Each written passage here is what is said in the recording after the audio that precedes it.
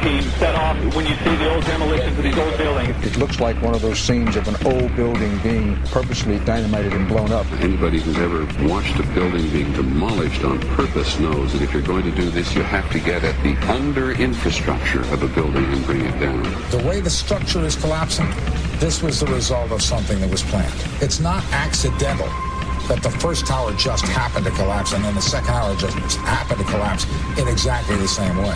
How they accomplished this, we don't know. The building collapsed to dust.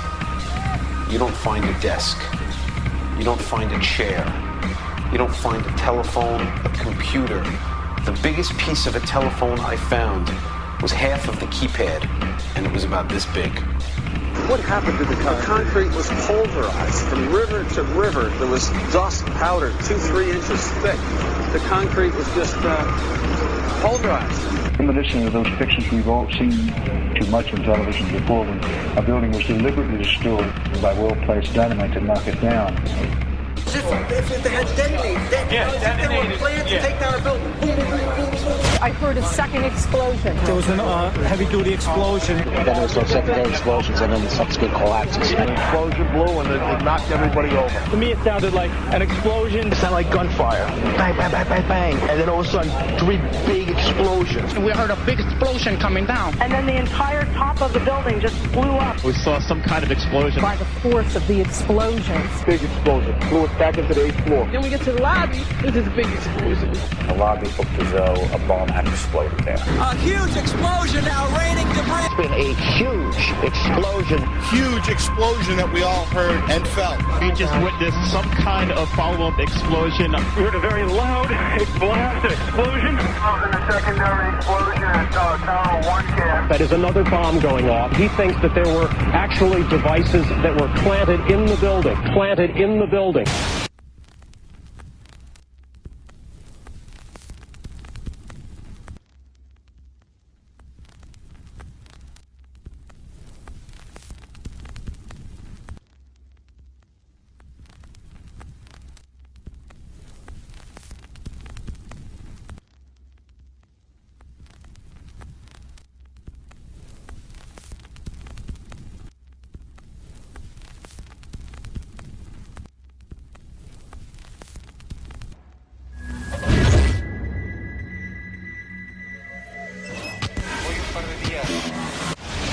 I don't think anybody could have predicted that they would try to use an airplane as a missile, a hijacked airplane as a missile. Nobody in our government, at least, and I don't think the prior government that could envision flying airplanes into buildings.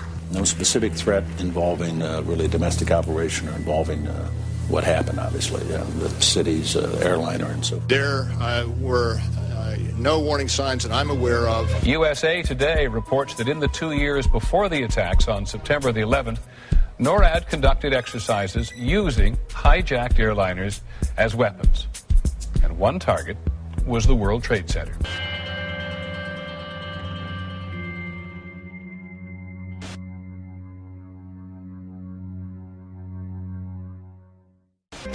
In confidential documents from the Philippines obtained by CNN, the plan was clear.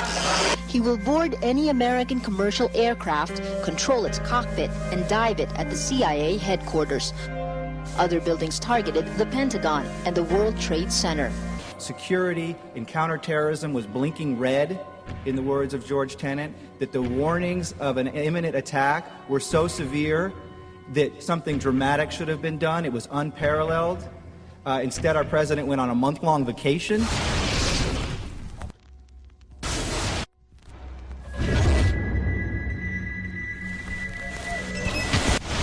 The head of Pakistani intelligence at the ISI, Mahmoud Ahmed, requested Omar Sheikh to wire $100,000 to Mohammed Atta, who was the lead hijacker. Hijacker Mohammed Atta received wire transfers via Pakistan. The man sending the money to Atta is believed to be Ahmed Umar Saeed Sheikh. Omar Sheikh admitted he was supported by the Pakistan government's intelligence service, the ISI.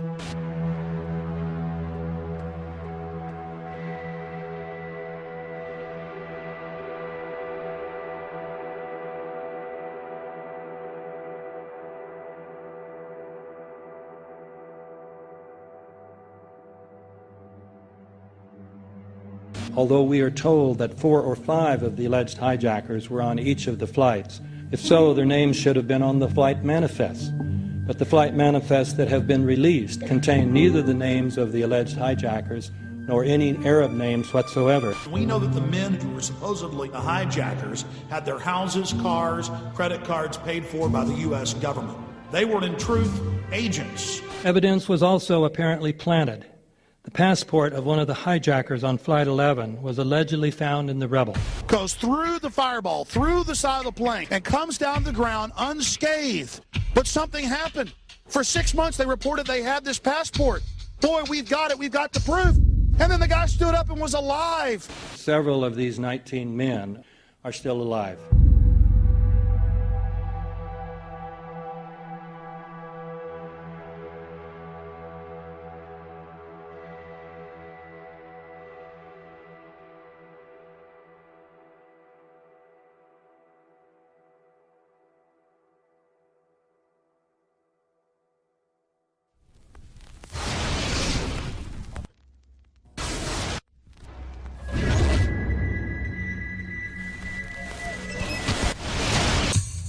Of course we're after Saddam Hussein, bin Laden. He's January 2001, the Bush administration orders the FBI and intelligence agencies to back off investigations involving the bin Laden family, including 2 of Osama bin Laden's relatives, who were living, guess where, in Falls Church, Virginia, right next to CIA headquarters. When he was already America's most wanted criminal, he reportedly spent 2 weeks in the American hospital in Dubai, was treated by an American doctor, and visited by the local CIA agent.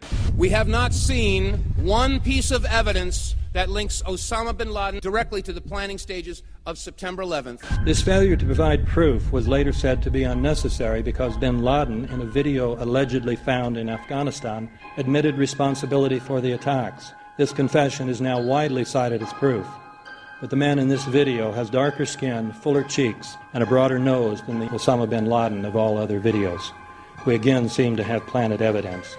In 1976, Osama's older brother Salim bin Laden hired a man in Texas by the name of Jim Bath to handle all the investments in the United States for the bin Laden family. Jim Bath also happens to be a personal, almost lifelong friend and former Air National Guard pilot with George W. Bush. The connections between the Bushes and the bin Ladens become much more clear when George Herbert Walker Bush made trips to Saudi Arabia in 1998 and 2000 to meet with the bin Laden family on behalf of a company called the Carlyle Group.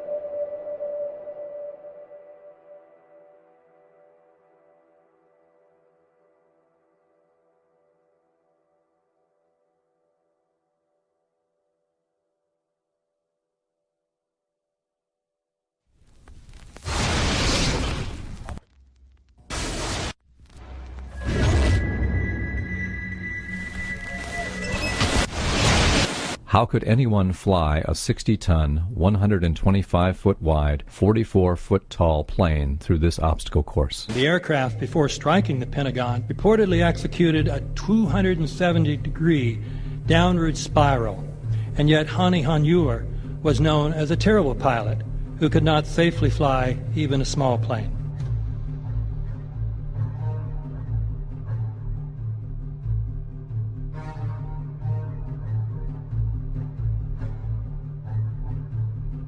No seats, no luggage, no bodies. Nothing but bricks and limestone. The official explanation is that the intense heat from the jet fuel vaporized the entire plane. Flight 77 had 2 Rolls-Royce engines made of steel and titanium alloy and weigh 6 tons each. It is scientifically impossible that 12 tons of steel and titanium was vaporized by jet fuel. We're also told that the bodies were able to be identified either by their fingerprints or by the DNA.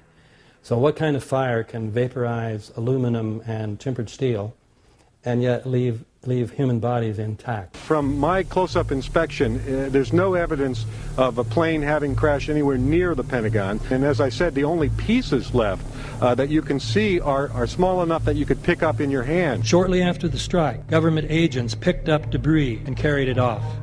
The entire lawn was covered with dirt and gravel, so that any remaining forensic evidence was literally covered up. The videos from security cameras, which would show what really hit the Pentagon, were immediately confiscated by agents of the FBI, and the Department of Justice has to this day refused to release them. If these videos would prove that the Pentagon was really hit by a 757, most of us would assume the government would release them.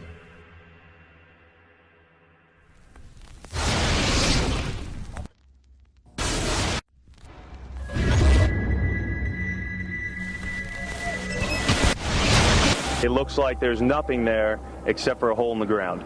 Basically, that's right. The only thing you could see from where we were was a big gouge in the earth and some broken trees.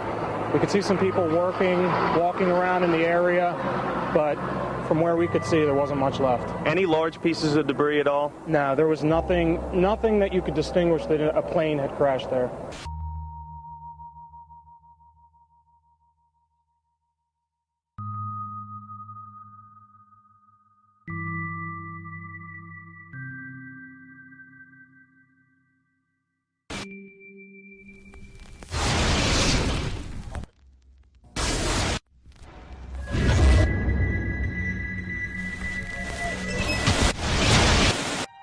Pancake theory, according to which the fires, while not melting the steel, heated it up sufficiently to cause the floors weakened by the airplane strikes to break loose from the steel columns, and this started a chain reaction. So you would expect then from that theory, which is the official theory, to see a whole stack of floors piled up on top of each other and then a spindle of core columns standing too. The core of each of the twin towers consisted of 47 massive steel columns. If the floors had broken loose from them, these columns would have still been sticking up into the air 1,000 feet.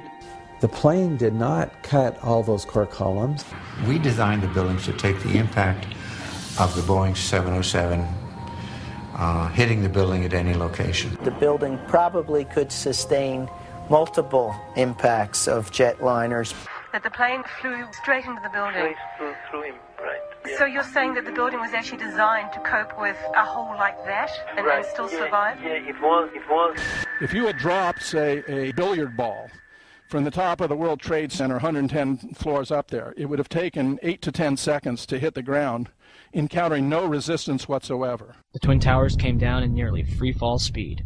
200,000 tons of steel shatters and explodes outwards over 500 feet. This means that floors shattered at an average rate of about 10 floors per second. There is no scenario for a pancake effect of buildings falling that allows them to fall at the rate of free fall. Now what can do that? What can move mass out of the way? Explosives.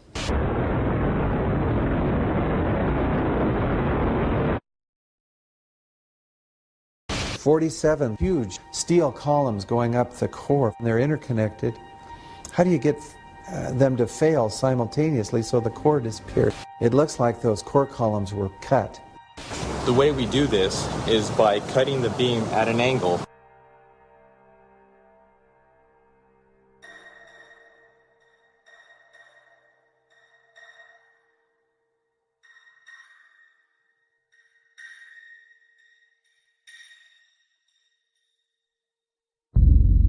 I started looking at the molten metal. All three buildings, both towers, in the rubble, in the basement areas, and Building 7, there's these pools of molten metal.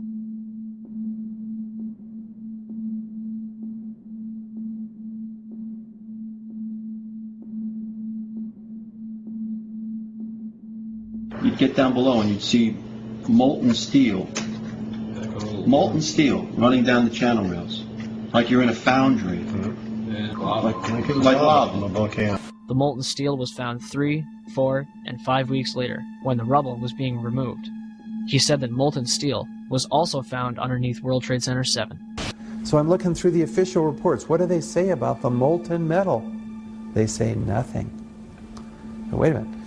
This is important evidence. So where'd that come from? Thermite is so hot that it'll just cut through steel, through structural steel, for example, like a knife through butter. The products are molten iron and aluminum oxide, which goes off primarily as a dust. You know those enormous dust clouds? You can imagine when you assemble these chemicals on a large scale.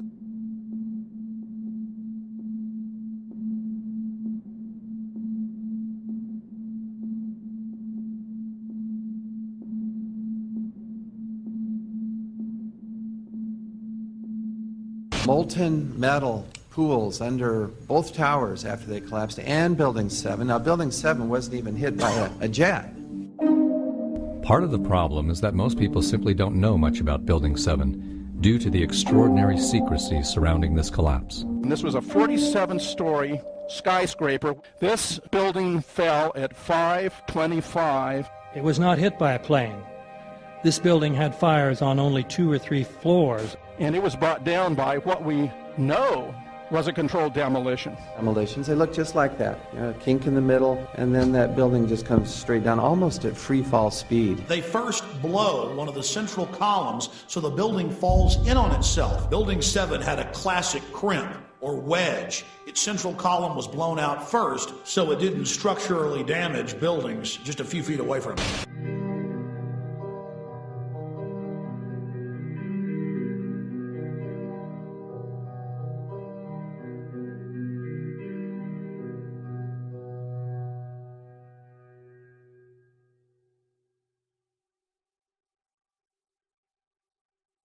Our office was on the B1 level. As I was talking to a supervisor at 8:46, and all of a sudden we hear, boom! An explosion so hard that pushed us upwards. And it came from the basement between the B2 level and the B3 level. And when I went to verbalize, we hear, boom! The impact of the plane on the top. As I'm walking by the main freight corridor building in the corridor, that's when I got blown. I mean, the impact of the explosion threw me to the floor, and that's when everything started happening. All of a sudden, a big impact happened again, and all the ceiling tile was falling down, the light fixtures were falling. You know, you got to go clear across the whole from 1 to 2 World Trade Center, and then all of a sudden, it happened all over again. Something else hit us to the floor. Right in the basement, you felt it. Walls were caving in, everything that was going on. I mean, I know people that got killed in the basement. I know people that got broken legs in the basement. People that got reconstructive surgery because the walls hit them in the face.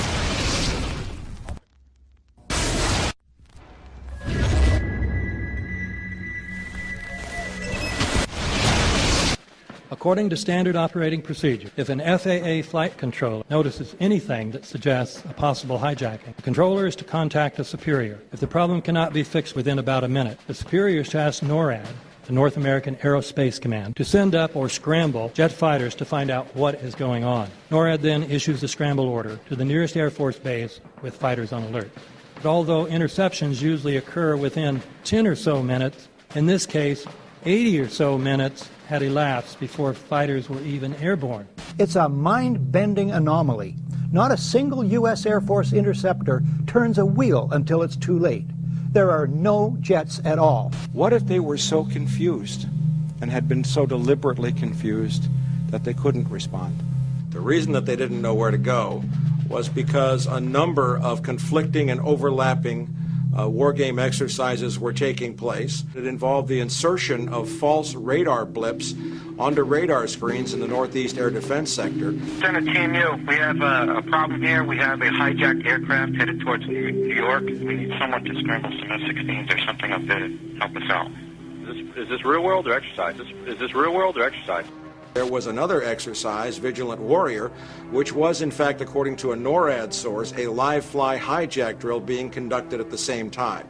With only 8 available fighter aircraft, and they have to be dispatched in pairs, they were dealing with as many as 22 possible hijacks on the day of 9/11, and they couldn't separate the war game exercises from the actual hijacks.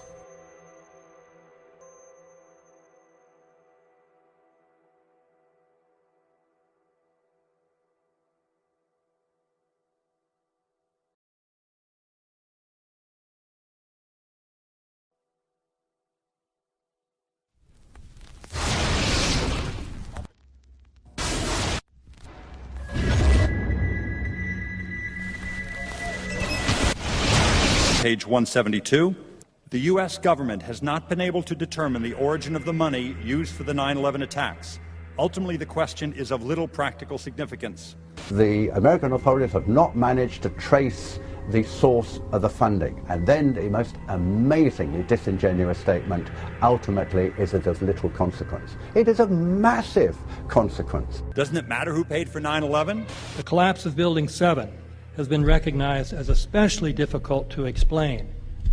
The 9/11 Commission report implicitly admitted that it could not explain the collapse of this building by not even mentioning it. President, why are you and the Vice President insisting on appearing together before the 9/11 Commission? Because the 9/11 Commission wants to ask us questions. That's why we're meeting, and I look forward to meeting with them and answering their questions. Why you're appearing together rather than separately, which was their request? Because it's a good chance for both of us to answer questions that the 9/11 Commission is looking forward to asking us, and I'm looking forward to answering them. Let's see. Do you think they should be able to stand up and speak their own words? They should go under oath. They should be, yeah, in public.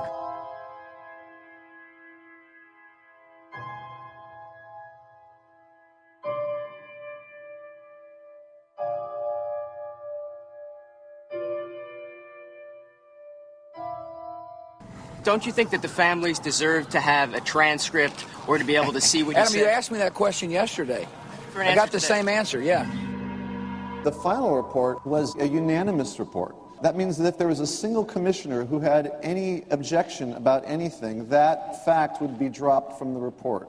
We have found out that he not only served on the transition team of the Bush administration, that he was a person who wrote a draft memo for the setup of the Bush administration's National Security Council, that he was an individual who wrote the preemptive war strategy that was eventually used for the war in Iraq, that he is a close friend of Condoleezza Rice's. We want him to resign. There is literally nothing in the 9/11 report that the Bush administration did not approve of. We can understand, therefore, why the Commission, under Zelikow's leadership, would have ignored all the evidence that would point to the truth, that 9/11 was a false flag operation intended to authorize the doctrines and funds needed for a new level of imperial mobilization.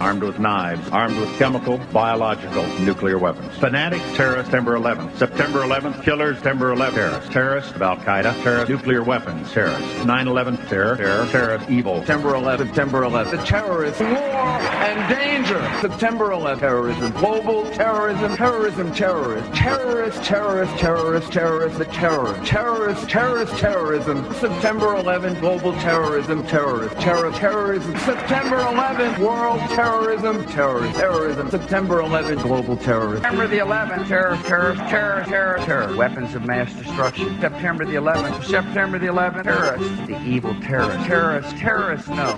Terrorism. The words are hypnotically repeated. Terrorism, terrorist, terrorist threat, and of course, believed to be linked to Al-Qaeda. But it's the so-called war on terrorism that's in our faces practically 24/7 as the inescapable focus of our existence. One day, our grandchildren will look back on this time and ask, how was the war on terror won? The entire U.S. ruling class, ruling elite, comes to see terrorism as the preferred means, indeed the only means, to provide social cohesion, to provide an enemy image for the society to keep it together. According to neocon theory from Carl Schmitt, you have to have an enemy image in order to have a society. It's a very dangerous thing, because now it means that the entire social order, the political parties, intellectual life, politics in general, all based on a monstrous myth. Monstrous myth.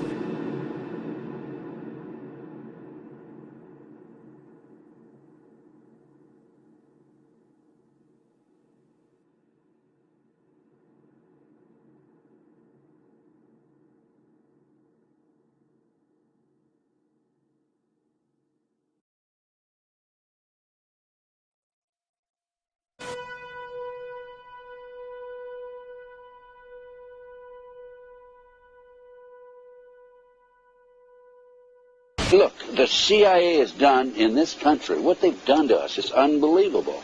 Look at the terrorist acts that have occurred. The CIA behind most, if not all of them. We had the Marine Barracks. We had our embassy in Kenya. We had Pan Am 103. We had the USS Cole. We had Oklahoma City. We had the World Trade Center in 1993. That helped the terrorists blow up the World Trade Center the first time, they built the bomb. They got the driver's license. The informant, the FBI informant, a fellow named Salam, a 43-year-old former Egyptian army officer, he was given the assignment to put the bomb together. And he went to his supervisor, his FBI supervisor, and said, we're going to put a dummy bomb in here, right? And the FBI supervisor said, no, we're going to put a real bomb. The FBI actually carried out the attack on the World Trade Center in 1993.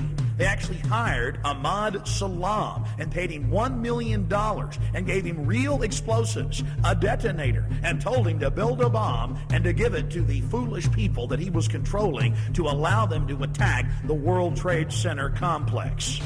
Unfortunately for them, there were only 6 people killed, not enough to pass the legislation. So what happened is 2 years later, April 19, 1995, down comes Oklahoma City Murrah building, 168 people killed. 1 year later, the anti-terrorism legislation that takes away many of our constitutional rights and civil liberties is passed.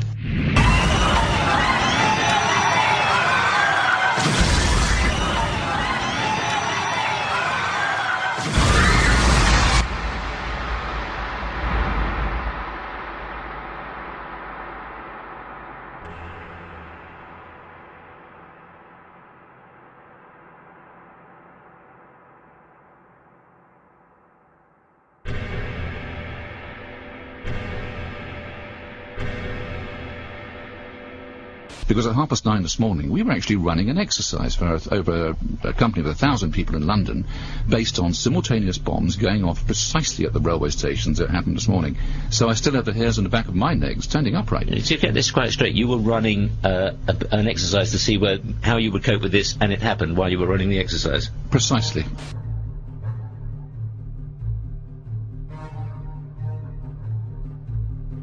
Supposed to believe is some kind of coincidence, there was also an anti-terrorist drill going on 7/7.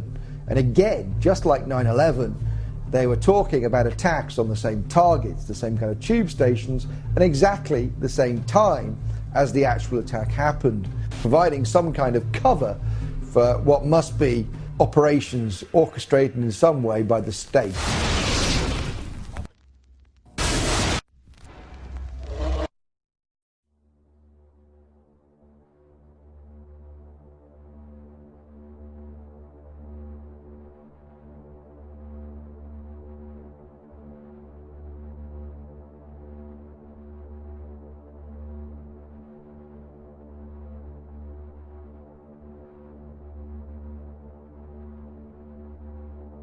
I am absolutely appalled at how much people in this country do not think. We are given to understand that, that an Arabic guy out there up in the mountains financed the most elaborate attack on this country. Do you think some people in a cave, were able to have NORAD stand down? Do you think that people in a cave were able to have all of this happen? And when I think about how many Americans were killed in New York City, and believing as I do that this thing was a setup job, this is a textbook operation that Nazis used, and they've used it over and over again. America has been suckered in one more time.